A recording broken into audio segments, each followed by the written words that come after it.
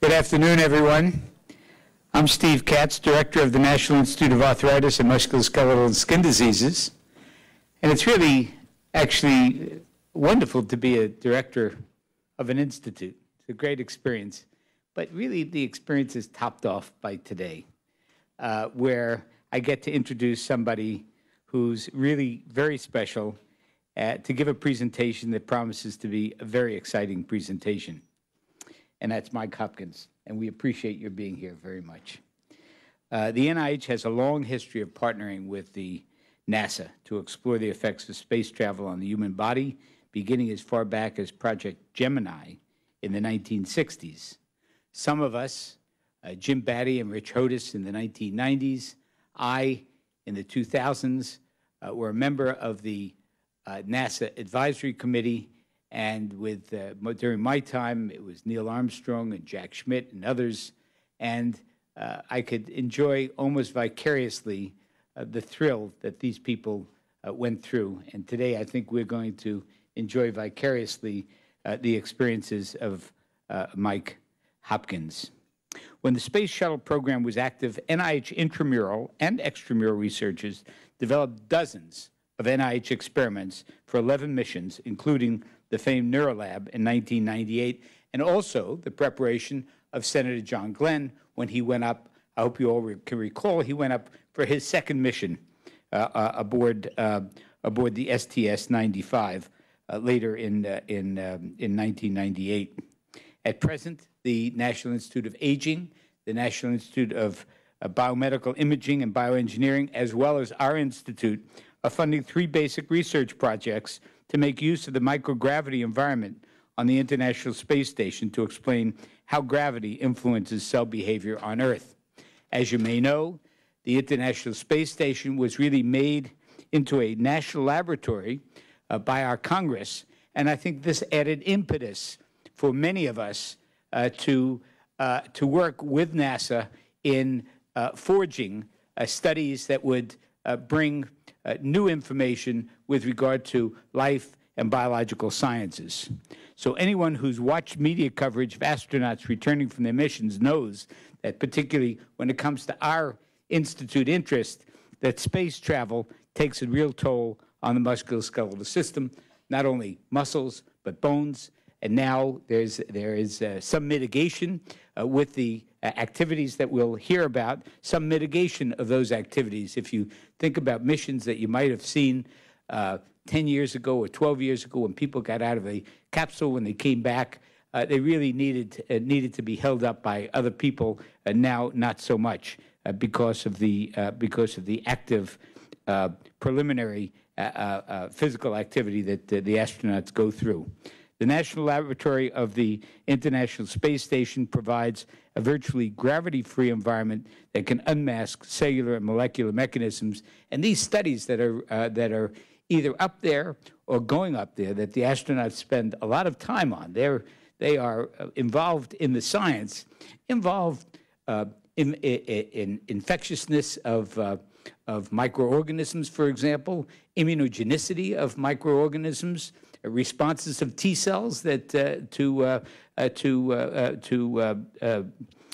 gravity-free environments, as well as the role of osteocytes, which is a main cell of bone, and how it interacts. So there are several researchers, one of whom, Dr. Margaret Hughes Fulford, was an astronaut, and she's recently sent isolated human T cells into space aboard a commercial carrier, just very, very recently. So all of these experiments require partnerships between the ground-based NIH-funded grantees and the astronauts who are conducting the experiments in space. And I'll remind you that while in space, these men and women who are also responsible for maintaining the space station, conducting a wide variety of non-NIH experiments, participating as subjects and investigators in their own that are laying the foundation really for future missions. I don't want to go on for any longer, but just to say how pleased we are, Mike Hopkins, we're pleased that NASA initiated this visit, and we have benefited greatly, and I look forward to your presentation. Let me just tell you that Mike Hopkins got his Bachelor of Science degree in Aerospace Engineering from the University of Illinois in 1991 and a Master of Science in Aerospace Engineering from Stanford University in 1992, and he also trained as an Air Force pilot. He is a colonel in the Air Force and was recently in space for 6 months and came back not so long ago, just a couple months ago, March 10th. So we're so pleased to have you here. Thank you very much for coming and sharing your experiences. Thank you, Dr. Katz. Thank you very much.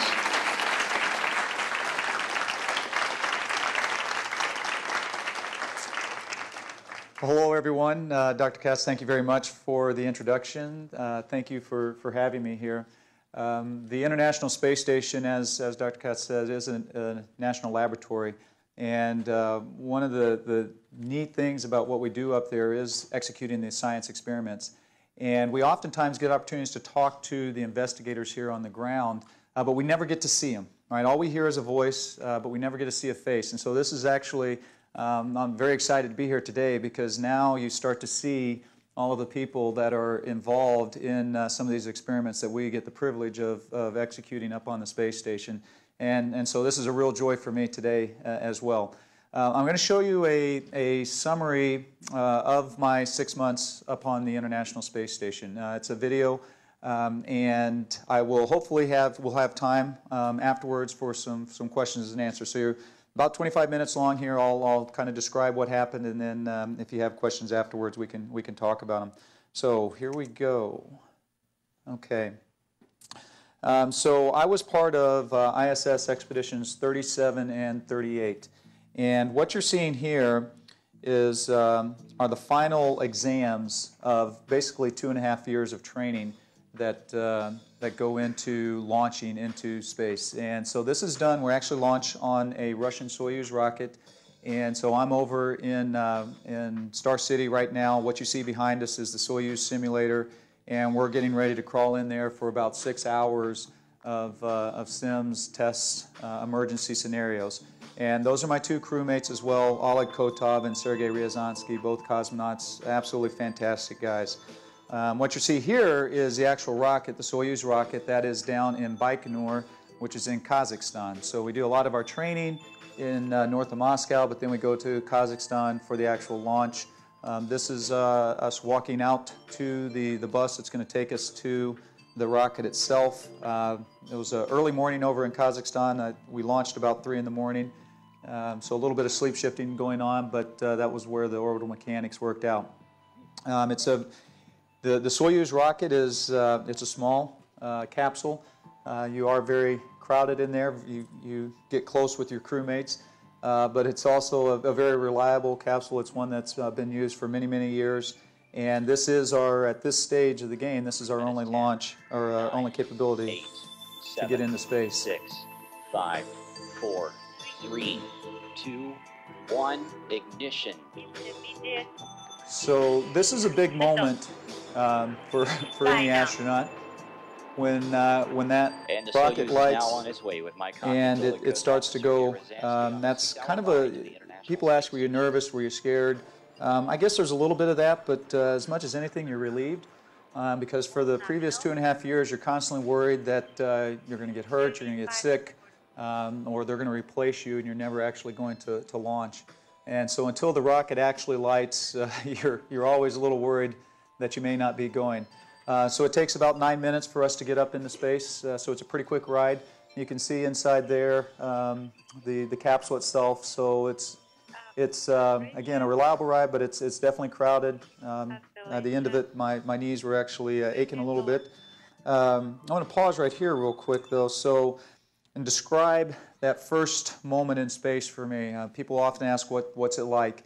And you don't really know. You can dream about it, you can think about it, but until you actually experience microgravity, you're never really sure what it's going to be like. And for me, at that last stage, so when that third stage rocket shuts off, you're in space, you're in orbit, and you're in microgravity. And you kind of get thrown, I got thrown forward a little bit in your straps.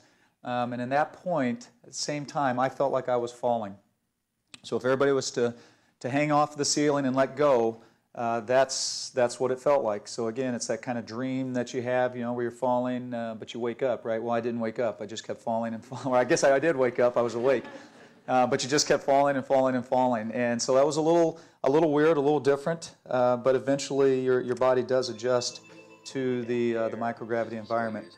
So this is a picture from the space station of the Soyuz approaching it. We do actually dock automatically.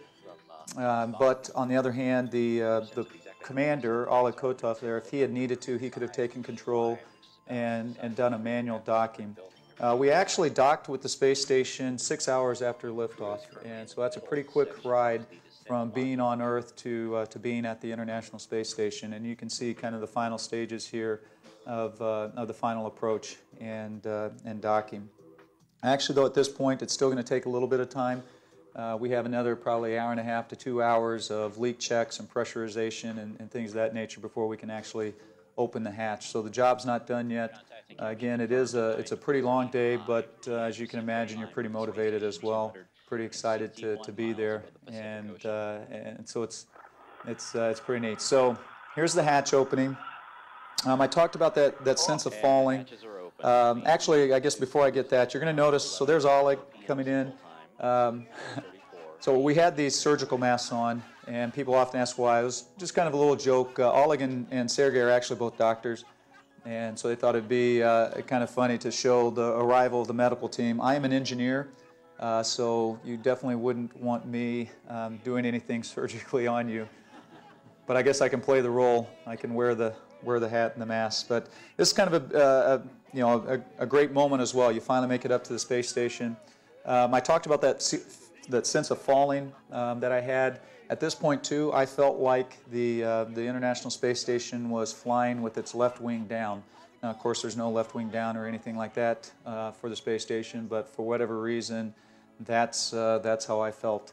So again, kind of a strange feeling for you. It takes a little bit to get used to, but certainly an exciting one. I put this in, this is my wife, Julie, and my two sons to the right of her, just to kind of highlight that there's another side of the story when astronauts get to launch into space, and that is that there are family members, there are loved ones that are behind watching this happen, and they're real-time watching it happen. And that can be pretty stressful for them, and actually this day for them is probably longer than it is for us. Because they were there in Kazakhstan for the launch. They don't have as much time to adapt to the time change and all of that kind of stuff. And so I think probably at this point, as I'm talking to them, they've been up for over 24 hours to just be there and be able to talk with you at the time. But that was pretty exciting. You can see some of the advantages of microgravity here. And it allows you to do some things that are a little harder to do down here on Earth. So pretty exciting. What you're looking at here is a scene from the cupola. The cupola is really just this large window on the Earth, on the bottom of the space station. And so again, that's the space station itself in its current configuration, about the size of a football field externally. Internally, you'll hear it described as probably a 4 or 5 bedroom size house inside, or maybe a 747 from a volume standpoint. So I've been on station about an hour at this point. As you can see, I'm still smiling, pretty excited. This is my first view out at the world from 260 miles up, and it definitely takes your breath away. It is something that never got old for the 166 days that I was in space. And people will often ask what you do with your free time, and I think you can probably guess one of the things we did with our free time, and that's just some neat photography of out that cupola window. So we often also get asked what's a typical day like, and there's really kind of 3 different types of activities that we'll do in any single day. The first one is there's maintenance. It's just like everybody's house, your car, whatever, that you need to fix it once in a while, and that's the case here as well. Actually, what you see working on here, it's a rack, and we kind of talk about things on station in terms of these racks. And the racks go all around, so we get to use the deck, we get to use the port and starboard and the overhead as well for equipment, for experiments, for everything. And this is kind of a fun day because this is an audio component that we had to swap out. We were having trouble with the communication system. And so you have to rotate the rack and actually get to this equipment from the backside. And it's kind of fun when you get into the guts of the space station. It doesn't happen every day. but it's a pretty neat experience. And you can see, again, some of the advantages of working in microgravity. Just your ability to get yourself into positions, hang out in positions, orientate yourself in different ways is pretty easy to do, and certainly makes working a lot of fun. It never got old floating around. One of the other things you can see here is, so you have this rack in the middle that's kind of blocking everything, but it just doesn't matter in microgravity. You can get by through spaces that doesn't seem like it's a lot of space, but in reality there is quite a bit of space. One of the other things that we did a lot of maintenance on is the toilet. And when the toilet breaks, everything else stops until you fix it. There's also routine maintenance that happens, and that's actually what I'm doing in this case. There's a fan associated with it that provides some of the suction, and so I had to swap that out. And what I'm doing right now is actually providing that view for the folks on the ground to make sure I'd done everything right. And again, just other standard maintenance. We do a lot of it. So the other thing we do on a regular basis, exercise.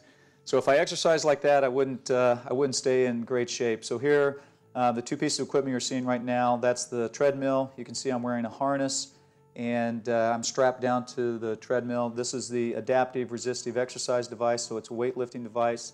And as you can see on that as well, we can really do all of the core lifts that are very critical for us. And actually, that's the true orientation right there, which is kind of neat. So we're, if you will, if you're thinking up and down, we're upside down looking down at there at that big window cupola. That's what's right below me. So you can imagine how nice it is. This is the exercise bike, a little bit different. There's not a seat or handlebars or anything like that. Exercise, again, is very critical for us for, we talked about the bone loss, the muscle loss, and this allows us 2 hours a day. We're actually doing this, some type of exercise. You saw Koichi there. He actually, that was the toilet right in the middle there. This is the view, and it truly is an incredible view out the cupola. You can see this the night sky, and you see the auroras. You can see how thin the atmosphere is. You don't realize that until you're 260 miles up. But now we're going to talk about the primary objective while we're up there, and that's science. We actually had some ants come up for a science experiment, looking at how they behaved in space. And then there's a lot of experiments where we're the guinea pigs, and this is one of those. We've had issues with ice on board the space station, long-duration space flight, and so we do a lot of experiments on ourselves. Experiments where we're actually doing imaging, working with a remote operator to help us out. And then there's experiments like this one. So Spheres is like two little mini satellites up there that they're working on different control schemes for station keeping and things like that between them. And this is a lot of fun because you're actually, again, I had a headset on. I was talking directly to the investigators down on the ground, and those are great days. A lot of the other experiments that we do here, I'm working on it's actually in a combustion chamber. And what I'm doing in this case is not necessarily executing the experiment. What I'm doing is enabling the experiment. So I have to change out fuel reservoirs, igniters, things like that. And that's what I'm doing in this scene right here. And then what will happen afterwards is you're going to see me put it back in. Again, some of the advantages of microgravity, very easy to move that big combustion chamber around, slide it back in, and you can see Koichi floating by there. And then what happens, I close up this rack, and while we're sleeping, folks on the ground will run that experiment. And so that's one of those cases where we're not necessarily like Spheres. I was talking about those satellites. We're hands-on, talking with them. In this case, it's an experiment where we actually enable them to do it while we sleep. So that's kind of a standard day. Now what you're going to see is some of the non-standard things, some of those special events that happen while you're up on orbit. And if anybody remembers back in February what happened in Sochi, that was the Winter Olympics. And so what you're seeing here is the arrival of the Olympic torch on station. So we actually had it up on station. It was there for 5 days. And so it was kind of special. We had a little relay inside, started down in the Japanese segment, over to the European segment, through the U.S., and over to the Russians. So pretty exciting there. Normally what happens, there's 6 crew up on station at any one time, and 3 come down before 3 come up. In this case, the 3 came up first. They brought the torch, and then when the 3 left, they took the torch back down. So it was on orbit for about 5 days. And what was special about this as well, this is the torch actually that was on the final leg of the relay as it went into the stadium. So pretty neat event, and also unique in the sense that we had 9 crew members on board, which we don't normally have. There's Koichi Wakata from Japan, absolutely fantastic astronaut, and he was a commander after I left. One of the other things that you're going to see here is the Russians, during this very short time period, actually took the torch out on an EVA. And so that's pretty exciting as well. But when you see the video that they took of the torch, it's pretty impressive. It gives you a good sense of, again, the advantage of microgravity. But it gives you a good sense of the view when you're outside the space station, how clear, what the Earth looks like. I guess before we get to that, you'll see Karen and Rick floating through the modules. You can see how easy it is to move through the modules. It just takes very small, light touches with your hands to go somewhere, and you can actually move pretty quick through things. And you get better as you go. But here's that scene of the EVA, and that is what it looks like when you're out on a spacewalk. Pretty incredible. What's also kind of neat about this is that was taken with a GoPro camera. So if you have a GoPro, you know it comes in that little case that's waterproof. Well, it's also space-proof. So it just gives you a sense of really just how fantastic it is in space, how wonderful the views are, and just kind of a neat use of some really off-the-shelf technology. And so I'm going to pause here. I'm actually going to use this laser pointer you guys provided. That's awesome. So this is the front view of the space station, and we actually had some problems last December. There's 2 cooling loops on the station, one on each side, and so we generate a lot of heat with all of the components inside, computers, hardware, everything, and we got to get it out and we got to radiate it out into space. And so we have these 2 cooling loops on the outside that have ammonia in them, and that's what really gets rid of the heat for us. Well, there's a big pump module right about here on this side and one on the other side, and we had one of those that failed. One of the valves in it actually failed, and we weren't able to control that external cooling loop.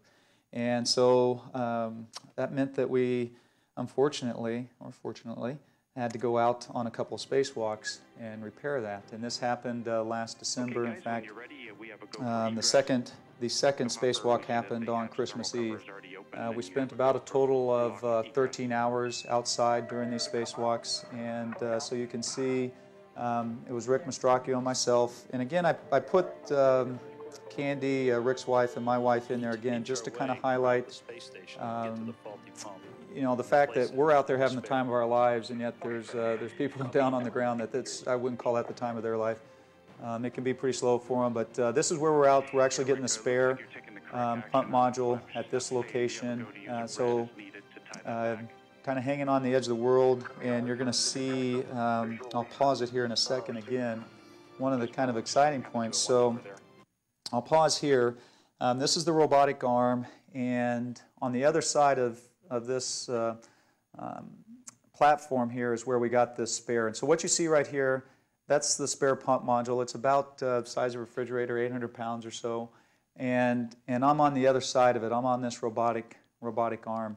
When you're in the suit, it's not like a real tight fit, right? You can still kind of, well, it is a tight fit, but you can still kind of move in the suit itself.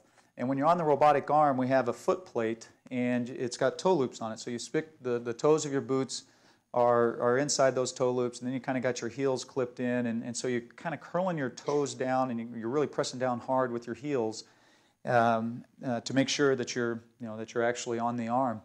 Well, what happens here is the arm, it's going through an automatic sequence here, and it's going to stop. But that 800-pound mass, which doesn't weigh anything up there, but it still has mass, wants to keep going. And so when that happened, I remember that was one of those moments that kind of takes your breath away.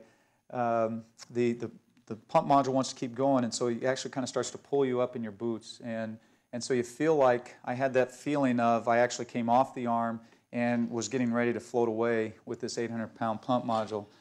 So that definitely got your attention. What you're going to see, it's sped up a little bit because these maneuvers don't happen real fast, but you can see some of the oscillations as that arm came to a stop. So that's me sitting out on on the arm, and there you can kind of see all of that rock. I know it doesn't look like much from this vantage point, but believe me, when it was happening real time, it seemed pretty dynamic, and it seemed like some very large motions. But good thing was I didn't come off the arm. You can see I'm putting it into its location. There are hazards associated with working with ammonia, as most of you probably know. And so we did have, at one point where we were venting some of the systems that we had ammonia flakes that got all over us, which in some sense extended the day a little bit because we had to wait to have that all bake off before we could finally come back in and get back inside the station.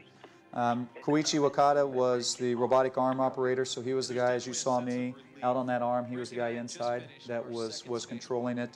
And he just did an absolutely fantastic job doing it. So quite an experience, one that, as you can imagine, I'll certainly never forget.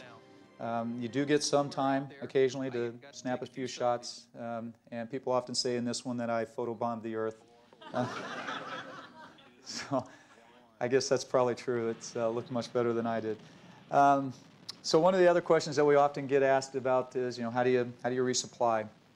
And so there's actually several vehicles that provide supplies to the International Space Station, and one of those is the Orbital Sciences Cygnus vehicle, and that's what you're seeing here. It just launched from Wallops Island in that case, and here it is approaching. So remember that big the cupola window that's at the bottom of the station? That's actually where we have the controls for the robotic arm as well, are down there. And so we monitor that approach. It basically flies up, flies in formation, gets to be about 10 meters from the station. And then at that point, that's what Rick is describing here, is I'm going to reach out with that robotic arm. And there you can see is it's, man, what a view. You can see is I'm going to reach out, I'm going to grab onto a grapple fixture that's on this vehicle, and then we'll dock it to the International Space Station. So this is kind of this is one of those moments, nerve-wracking moments, I guess you'd say, because this is our supplies, and if you mess it up and don't grab onto it, you're going to go hungry. So you're definitely focused on this as well. But fortunately, we were able to grab it. This happened just last January, and the next thing that you're going to see is you'll see a scene here of it actually attached to the space station. And then we get to go inside of it and grab all the goodies. And so there you can see it's actually on the bottom of the space station, and it's in terms of its normal rotation. Actually turn this up a little bit. Sometimes you have problems. It's taking even longer because we're having problems getting the hatch open. Hello, everybody. So this is an unmanned vehicle. So there's definitely no one in there, but we did have a few problems getting it open. Then you pass through the hatch opening. Yeah, so and put the stowage latch. It's always kind of interesting, some of the little things that happen. One of the other things that I've mentioned to people in the past too, so you can kind of see that white area right above the hatch here, but there's that white area. That's what we call the vestibule, and yeah, you can see it there. This is the vestibule right through there. So that's the area between the two hatches, the one on the station and the one on the vehicle. And that's when you open up so that you connect, and of course that space is at vacuum initially until you pressurize it and open the hatch. And when you open that hatch, one of the things I've told people about that's kind of unique that you didn't know about was there's actually a smell of space. It's a very unique smell, very interesting smell. But when you talk to anybody that's been up there and you open a hatch like that, they'll say, yep, that's space. One of the other neat things that happens with these vehicles when they come up, we do get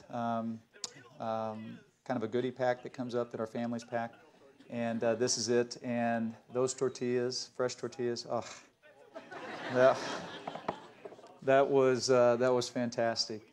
Sometimes we'll get some fresh fruit and that comes up as well that they'll pack last minute. This is kind of interesting too. That's some hot dog relish that came up. Oh my gosh, my wife did tell me about this. This is going to be good. We're going to eat like kings this week. And we did. We certainly did. So that's actually, yeah. I mean, and this is like 5 minutes after that. I mean, you certainly enjoy. That's actually Node 1. You can kind of see what it's like too with the food. You can let go of it. It's not going to go too far. So pretty easy to eat up there. So yeah, that's a nice day. One of the other things that's kind of unique about this particular vehicle is it actually takes out the trash for us. So we generate quite a bit of trash up on board the space station. All our food packets, all of our clothes, we actually throw away, and some of the solid waste from us as well gets thrown out. And so at the end of the day, we stuff this vehicle, we take everything out of it, and then we put all the trash we can inside of it. And there you can see the robotic arm right over here as it backed away from the vehicle itself. And now that vehicle is actually going to enter the atmosphere and burn up in the atmosphere. So for us, that's taking out the trash. And again, that is extremely important. This is one of those, again, special days because now the space station smells a little bit better on the inside.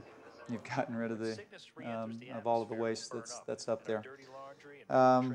Let's see. So one of the other things that I'll often get asked about is communicating with the family. How does that happen? And we actually have fantastic opportunities to talk and communicate with our family and friends. There's actually the Houston area, and that's my house. Wasn't taken from the station, but you know, so I put the family in here again to kind of highlight this, that being able to stay connected with them as they go through their lives. And actually, this was some video that was shot. National Geographic did a special on life in space, and they actually included the families in it.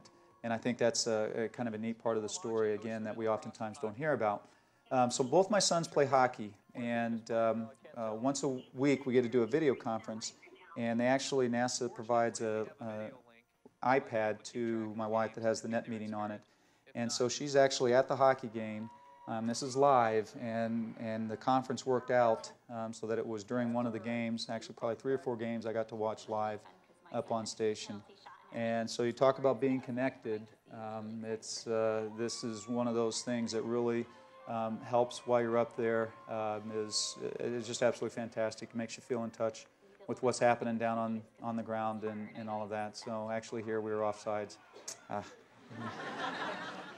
Yeah, so yeah, staying in touch with the family is important, and again, NASA does a wonderful job of providing. But eventually, unfortunately, it comes time to where you have to leave this view, and it's kind of one of those bittersweet days. You're sad to have to leave space because it is such a wonderful place to live and work, and it is such a great job up there to be able to do. But then you're also kind of excited to be coming home. And so that vehicle that we came up in, the Soyuz itself, is what we go home in.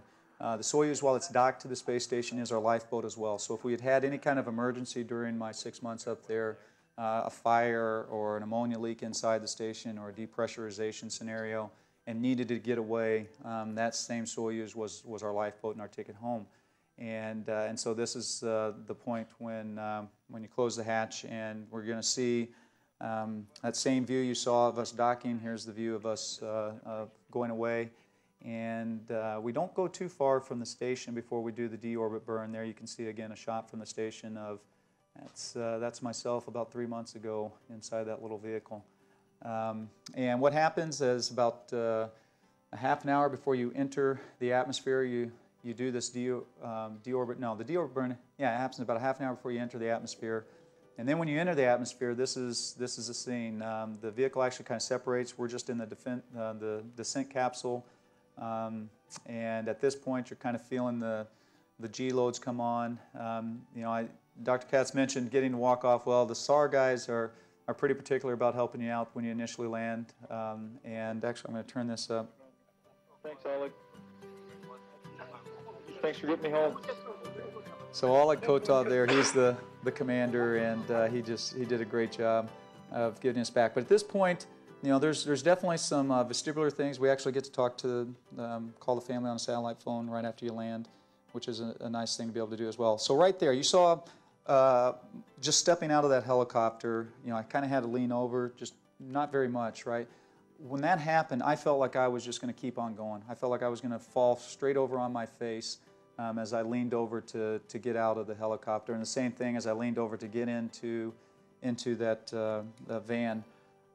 So, you know, there's definitely some things from a physical standpoint. All that exercise you saw did a great job of keeping me fit.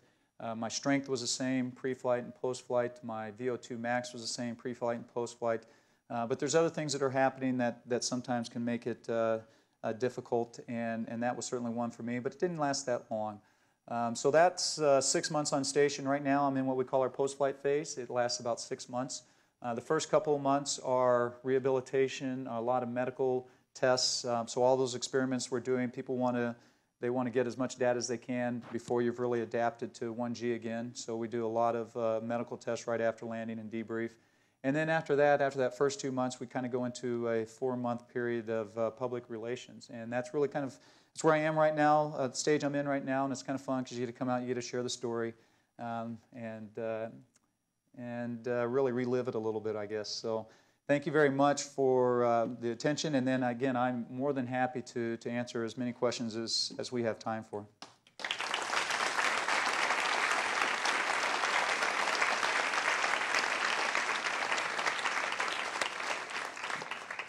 Just to let everyone know that although this has not been video cast, this has all been recorded so that it can be seen by your friends or family at a later time.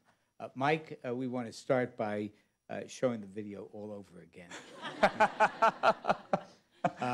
Mike is here to answer questions from anyone. Please use the microphone if you can. But if not, I'll repeat the question as well. So Right. no question. Oh, there we go. Break the ice. Yes. Who won the hockey game? You know what? So if any of you are into sports and all that, and you played a lot of sports, you know there's kind of the traditions and the things like that. You know, when you're getting dressed, you put your socks on the same way and all of that kind of stuff. So unfortunately, I think I was the bad luck charm because every time I watched one of the hockey games, it was one that we lost. So my wife was about to shut me off and tell me that I wasn't going to get a watch anymore. So unfortunately, they lost that one. Question. I'm curious whether you had a sense of difference with circadian rhythm and how sleeping was? Yeah, so great question. So the time that we keep up on station is actually GMT time, so Greenwich Mean Time. And in reality, it's almost just like going on a trip somewhere, so you've got a little bit of jet lag when you first get up there, but then your body adjusts to the time. Now, we go around the Earth every 90 minutes, and so we see, you know, every 90 minutes there's a sunrise and a sunset. But inside the station, you don't really experience it too much unless you just happen to be right at the cupola window with the shutters open that you can really see that sunrise and sunset. And so in general, you know, we just would shut off the lights at 10 or 11 o'clock at night, and then in the morning you turn them on. So from a rhythm standpoint and how I slept very well. The crew quarters, I didn't really have a good shot in there, but the crew quarters about the size of a broom closet. We take you know, there's no up or down or anything, so you just take a sleeping bag, you strap it to the wall, and you sleep inside the sleeping bag. And really, astronauts are kind of different in terms of how they like to sleep. I tended to sleep with my arms inside, kind of all cocoon-like. Other astronauts you'll see will sleep with their arms out, so if you were to take a peek in their crew quarters, you'd see them sleeping kind of like that. So very comfortable, though, actually. Very easy to sleep. Question. Colonel, as a scientist who was totally into outer space before he became into inner space, I really appreciate you being here today. Thank you. Do you want to tell me a little bit about what it's like tasting in space? I've read Okay. that taste can be very Yeah. altered. Yeah, so that's a great question. One of the things that happens to us when we get into space is you experience this fluid shift. So first, your body's, they don't need as much fluid up there. Your heart and everything isn't having to work as hard. And then for whatever reason, we get this fluid shift to our head as well. And you can sometimes have kind of the allergy-type symptoms or the stuffed-up symptoms. And I think, and without any real data on it, but I think a lot of times that impacts your taste. I mean, in general, the foods taste the same, but sometimes because your nose is kind of stuffy and all of that, you may not get as much of that flavor, if you will. And in reality, a lot of times what we end up using is a lot of the hot sauce and things like that to really spice up the meals to maybe kind of break through some of that. But taste changes, and it's kind of interesting. Before you launch, you actually go through and you'll taste everything that's on the menu. And you'll rate it, and you'll say, hey, this is my favorite, this is not so favorite, and my bonus food, I want a bunch of these things. And you'll get up there, and there'll be times where that thing that you rated as a 10, the best thing since sliced bread, and you'll get up there and be like, why did I ask for this? I mean, it just doesn't taste good anymore. So it is interesting. There are impacts. I can't say I know why. As an engineer, I certainly don't know why. Yeah, interesting question, though. Mike, shortly before I think you went up, there was a problem with with some leakage Yeah. into the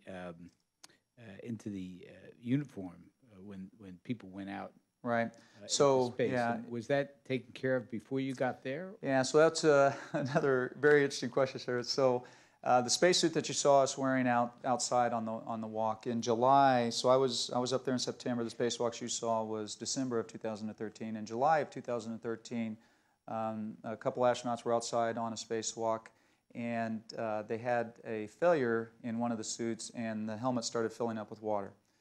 A very dangerous situation, but fortunately they were able to get back inside the station very quickly, and the astronaut Luca Parmitano was just fine. They did a fantastic job, both the folks out there and the team on the ground.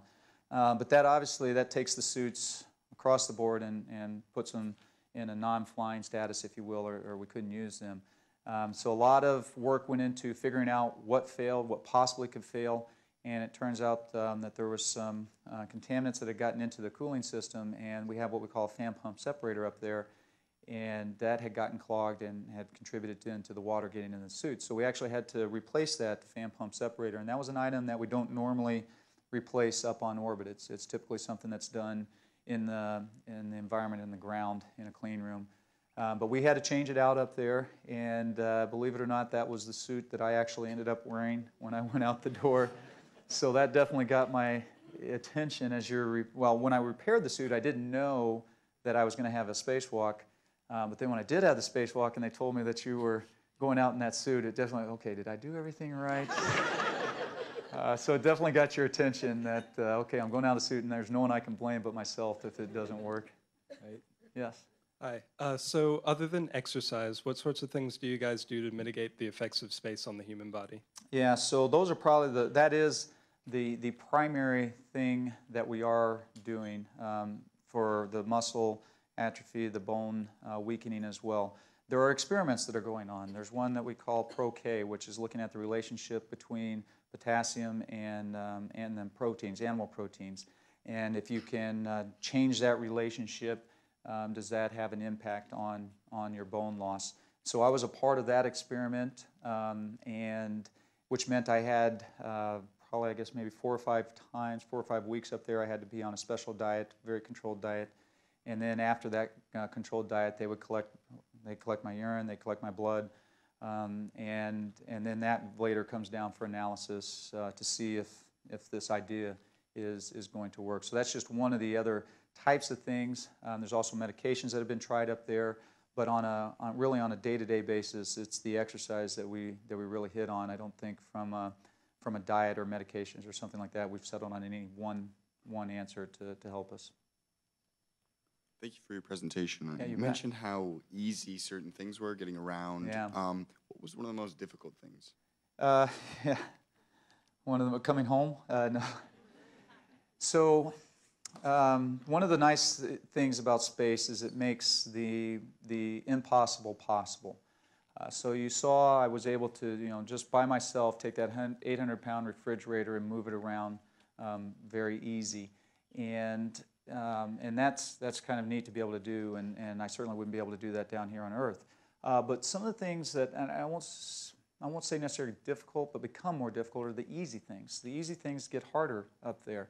So when you're out on that spacewalk and you've got all these tools on you and everything has to stay tethered. So you can't just set the tool down on a table next to you because it's going to be gone. It's going to float away. So you're always having to worry about tethers and making sure things are attached. Little things like eating.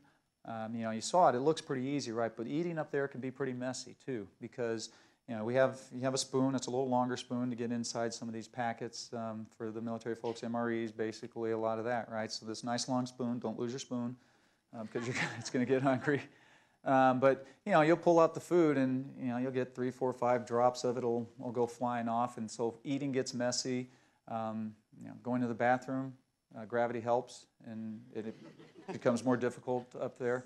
So sometimes it's really the little simple things that we get used to here on Earth that become more difficult up in space. Yes. Oh, over here. Yeah. I've read that astronauts, when they're getting ready to leave the airlock for the first time, experience something a little like a diving board phenomenon, where they're almost too scared to even leave. Did you experience anything like that? Yeah, so that's a great question as well. The first time you, okay, so the question was about when you open up that airlock hatch and you're getting ready to step outside. Is it kind of like that diving board? Where you're standing up on the high dive and you're like, I am not jumping. And so do you have that moment when you're looking out the hatch, getting ready to go out? And there definitely is a wow moment. There's definitely that, what am I doing here? This is the vacuum of space. But then what happens? The training kicks in, and we spend a lot of time on the ground in a giant pool that has a mock-up of the station where we practice our spacewalks. And so when that moment happens, and for me, I would say, yeah, there's kind of those thoughts that are creeping into your head, but then the training kicks in, and you're just like, okay, this is just like the pool. I flip out, I put my safety tether down, and then I just start walking the handrails, and they look the same, and so then really you get into that mode, and then all of a sudden, 7 hours later, you're coming back in, and it's done. So you definitely rely on the training to get through those moments. Are you talking about the pool in Houston? Yes, yeah, we have what we... enormous pool that Yeah. they use for practice for walking, and That's right, yeah, we have a pool... largest in the world, I think. Yeah, I'm not sure about that. I think it's like 6 million gallons or something like that. They'll probably correct me if I'm wrong, but I think it's about 6 million gallons. Plus or minus. Yeah, plus or minus a little bit. But yeah, it's a very big pool that it's not big enough for the whole space station mock-up to be in there, but it's definitely there for us, that we can get a good feel for what it's like to go out on a walk. So fascinating narrative, but the question that I have, you mentioned that you had to work out for like 2 hours on the space. So I was wondering, how did that compare? Before you went there, you must have been practicing. Were you practicing for 2 hours a day? Yeah. Or more or less? Yeah, so that's a great question as well. We train on the hardware on the ground, but we don't use the same hardware that we use up in space on a regular basis. And so our workout routine is a little bit different on the ground because we have the advantage of having a full gym, and so we can do some things that we don't have the opportunity to do while we're in orbit. What I will say is, before you launch, you do a fitness type test. So it's things like how many pull-ups can you do, how many push-ups can you do, leg press, things like that. We'll do a bike VO2 max, taking you to failure, see what your VO2 is, and those numbers. Pre-flight and post-flight came back basically the same for me. So what we're doing in space is working, even though it's a little bit different than how we do it on the ground. I will say though, and I mentioned this earlier during the lunch, one of the interesting things that happened for me, a couple days before landing, I ran 12 miles on that treadmill, and I was loaded up pretty good, close to my body weight. And then 10 days after landing, I went outside and ran for the first time, and I could barely run 3 miles. There was a bit of a struggle to get through that 3 miles. So I know how that is.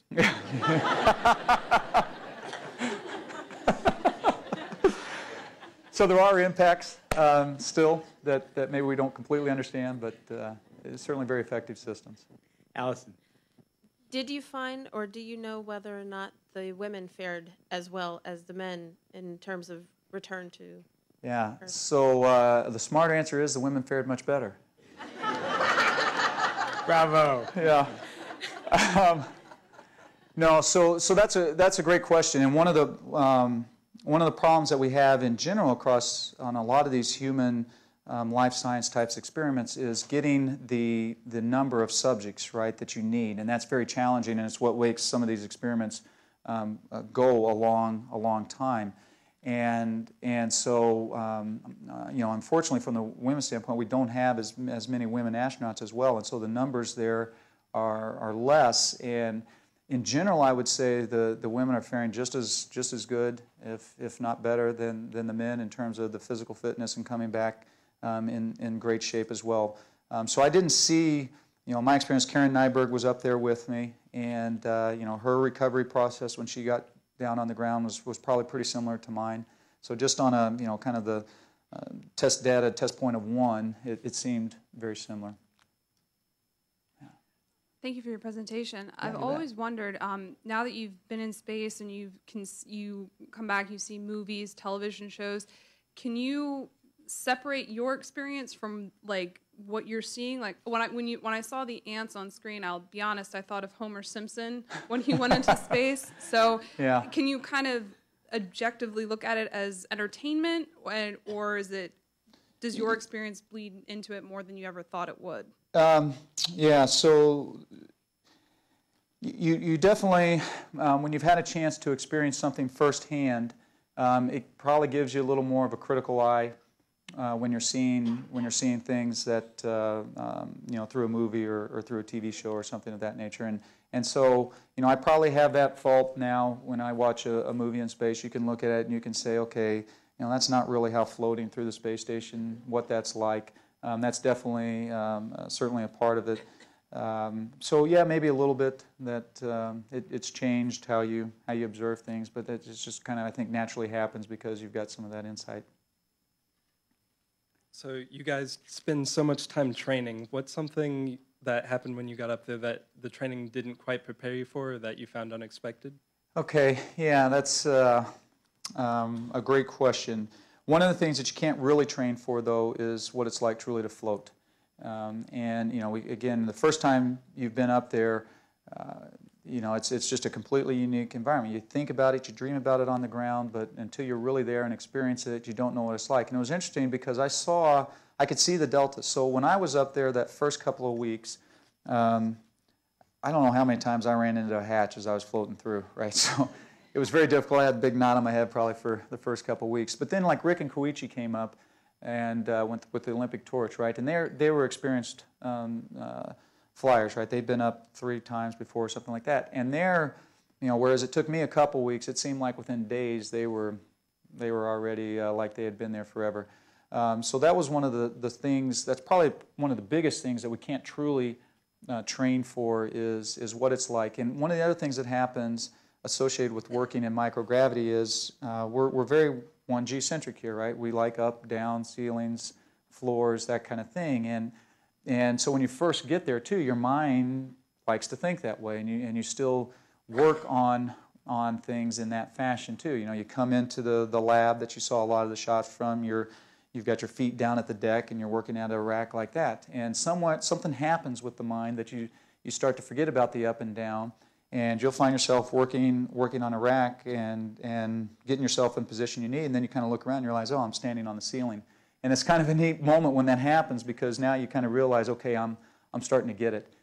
So that would say probably one of the biggest things for me that the training can't really prepare you for.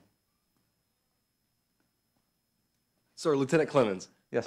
From a medical perspective, I saw that you were part of a medical team going on the spacecraft. And Yeah. what are your capabilities in terms of treatment and contingency, and how do you mitigate some of those things as simple as administering fluids in microgravity? Right. Yeah. We get trained in that. You're trained as a medical officer while you're on board. We actually have quite a bit of capability up there. We have a restraint board because that is one of the things. Any kind of procedure, we have to get somebody restrained because it'd be very hard to work on them when they're floating around. You don't have the ability of them just lying on the ground like you do here. So we have a defibrillator on board. We have all kinds of meds on board as well. And probably just as important, we have access to the flight dock that we can call up. And if we have anything really complex, they can walk us through those procedures. And then I was very fortunate again in that Oleg was a flight medicine doctor.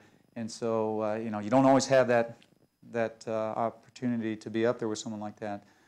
So he had skills as well that made it very advantageous. But in general, one of the things we do before launch, we go into a quarantine period, right? So you want to minimize the risk of taking up any kind of bugs or anything like that, because in that kind of environment, if anybody brings something up, everybody's going to get it. And so in general, during that time, most of the things that we would fight, like maybe you get headaches every once in a while, so very minor type stuff that you would see. Yeah. Yes. Would you go back? Would I go back? Yeah. Yeah, so Was there another part of the question? No? Yeah, okay. Yeah, it was an amazing experience. It's something that I found interesting is, I've talked a little bit about the floating and how unique that is, and one of the sad things that I found is I've only been on Earth for 3 months, and yet I've already kind of forgotten what it's like to float. I see the pictures, I see the video of us doing it, and it's hard for me to kind of remember what that's like. So yeah, I would absolutely go back. On the other hand, when I came home, it was time to come home. It was time for me to become a dad and a husband again, because I spent a lot of time traveling, and you're gone for a while. Certainly, the military folks experience this quite a bit as well in their deployments, and I think they can also say that it's a good feeling to come home. But I would certainly go back as well. Yeah. You talked about the medical tests you did when you got back to look at VO2 max and whether Right. it was the same as Right. before you left. What do you do when you're up there? Is Yeah, there any so- type of monitoring? Yeah, there is. In fact, we aren't able to do the VO2 max test in the same way, but every time we exercise, we're wearing a heart rate monitor. We do a cycle test that is checking your fitness, but it's not an apples to apples comparison per se. It's kind of an apples to orange. But generally, what we'll see, but it is a good way for us to measure really how we're progressing when we're up there, because it's interesting when you first get up into space, you see a fall off in your physical condition in a very short time period. I think within the first probably 7 to 10 days, we take that initial bike test on orbit, and my numbers, if you will, was like a 10 to 15% loss in fitness. So something happens very quickly to us. Now again, you're kind of comparing a little bit of apples to orange because it's not exactly the same test, but clearly there's something that's happened that causes us to drop off in our fitness, and then really it's kind of a battle, and then the next 6 months is to try and get that back. And again, that tool that we use to measure that is like that bike test, but not a max VO2 test. We just have time for a few more questions. Oh, I'm sorry, I talked too long. No, it's great. You can see you've got the audience in your hand. Yes. For those of us that have young ones at home or nieces Yeah. and nephews, what would your advice be for those of them that Yeah. have aspirations to be an astronaut as well? Yeah, so astronauts come from all walks of life. Astronauts, we've got doctors, we've got scientists, we've got engineers, pilots, and so geologists, teachers. So they come from everywhere. But so the most important part is, one, that they obviously have to study hard, but they need to find something that they're passionate about and that they really love, because the opportunity to be an astronaut could be completely out of your control. And so when I was selected, there was 3,500 applicants, and they picked 9 of us.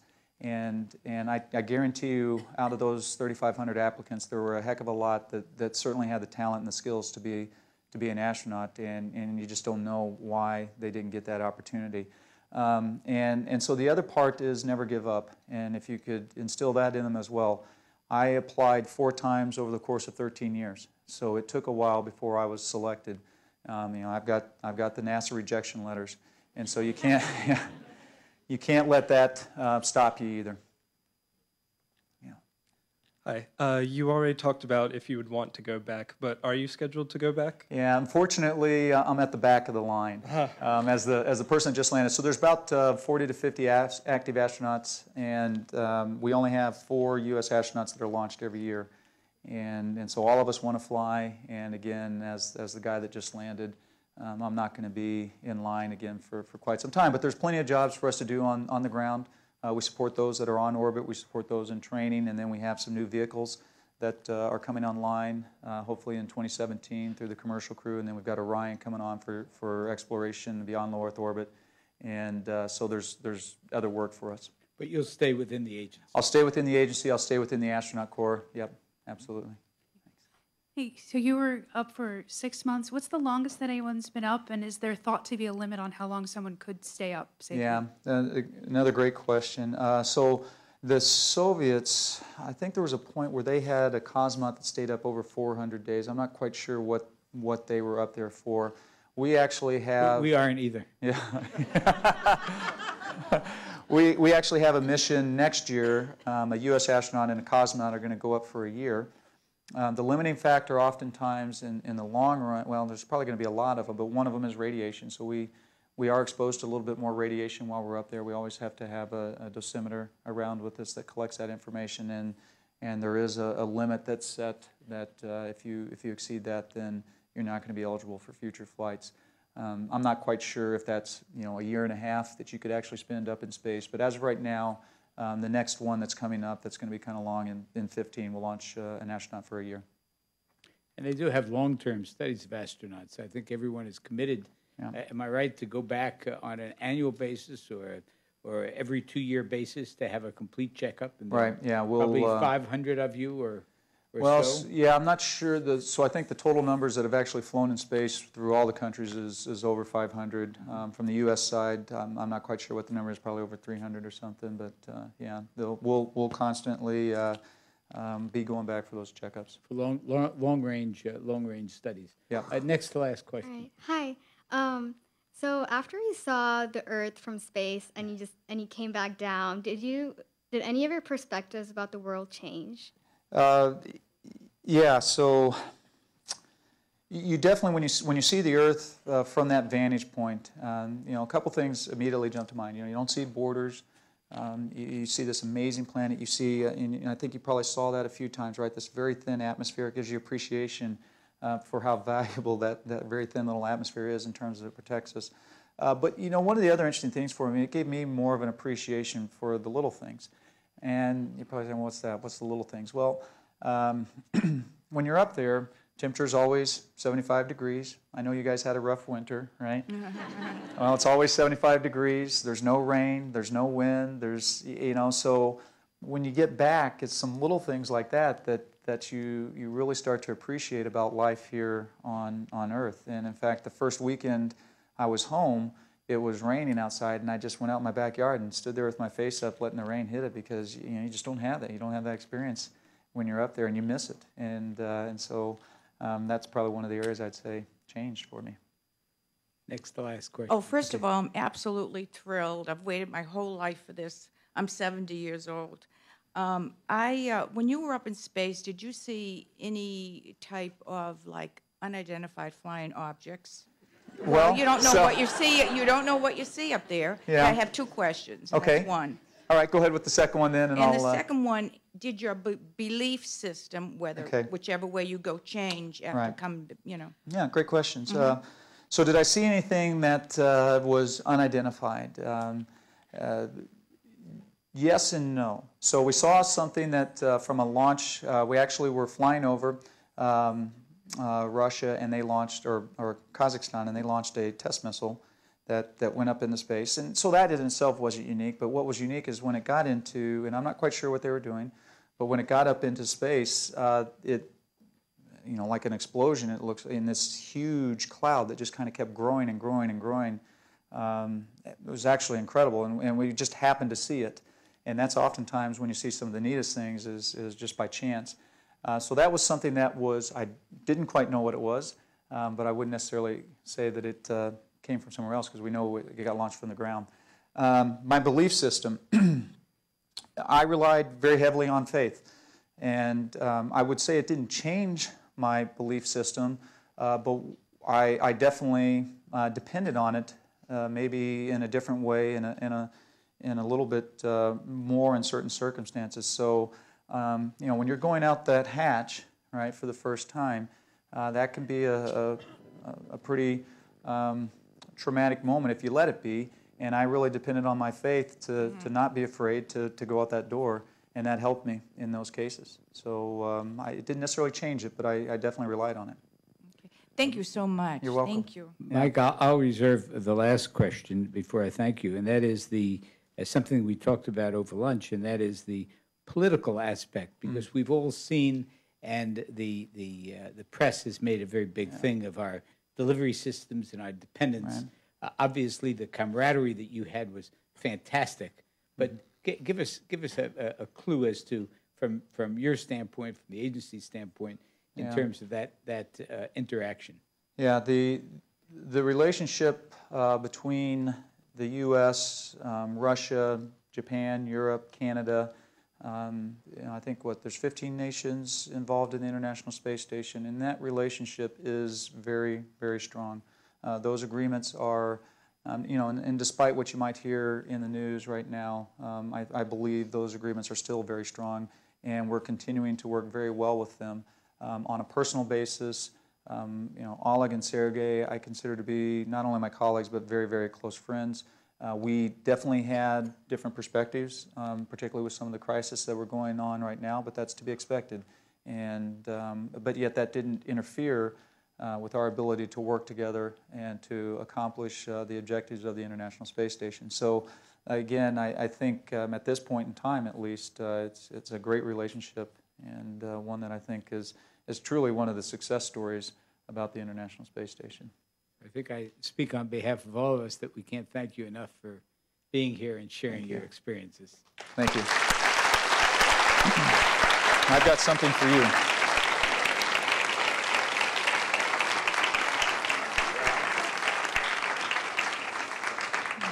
So, Dr. Katz, and for NIH, I also have something that I would like to present to you. Oh, I'm sorry, I'm supposed to stand out here. I'm getting there.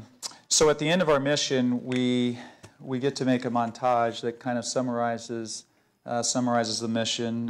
So Expedition 38, this is the patch for Expedition 38, all of our crew members. And then this kind of highlights some of the major events that happened on board, the science, the EVAs, the visiting vehicles, the Olympic torch.